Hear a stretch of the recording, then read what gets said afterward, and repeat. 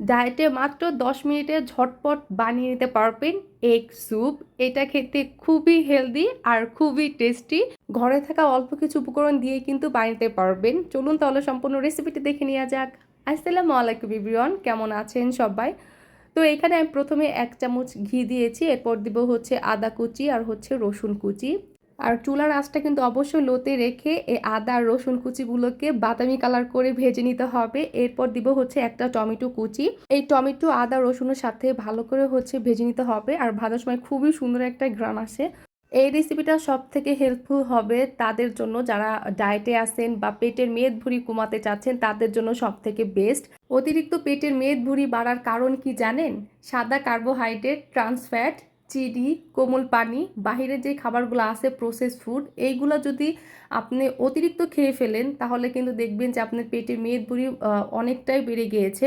তো পেটের মেদ ভুঁড়ি কমাতে এবং ওজন কমাতে এইসব খাবারগুলো বাদ দিতে হবে। যাই হোক, তো এরপর দিয়েছিলাম হচ্ছে স্বাদ মতো লবণ আর দিয়েছিলাম হচ্ছে 2টা কাঁচামরিচ। এগুলাকে ভালো করে হচ্ছে ম্যাশ করে নিতে হবে, মানে যতটুকু পারেন চামচ দিয়ে। দেন তারপরে হচ্ছে এর মধ্যে 1 মগ পরিমাণে পানি দিতে হবে।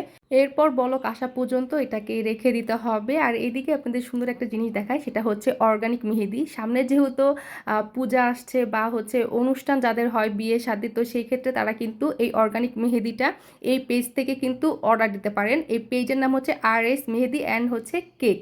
এই পেজের লিঙ্ক আমি ডিসক্রিপশনে দিয়ে দিব, অবশ্যই কিন্তু আপনারা একবার হলো চেক আউট করে আসবেন। এছাড়াও কিন্তু এটা 100% হচ্ছে অর্গানিক মেহেদি আর হচ্ছে 100% কালার আসবে, কিন্তু একটু সময় লাগবে যেহেতু এটা অর্গানিক মেহেদি। আর মেহেদি পড়তে আমি খুব ভালোবাসি, কিন্তু আমি পড়তে পারি না, আর্ট করতে পারি না। যাই হোক, তো এদিকে কিন্তু দেখবেন যে স্যুপের পানিটার বলক চলে আসছে। তো এখানেও হচ্ছে আমি 1 চামচ পরিমাণে আটা নিয়েছি, লাল আটা। এখন এর মধ্যে পানি দিয়ে এটাকে হচ্ছে ভালো করে মিক্স করে নিতে হবে যেন ভিতরে কোনো দলা পাকানো না থাকে। এরপর নিতে হবে 2টা ডিম। হ্যাঁ, যেহেতু ডিমের স্যুপ অবশ্যই কিন্তু ডিম লাগবে। এখানে 2টা ডিমকে ভালো করে হচ্ছে ফেটিয়ে দিব।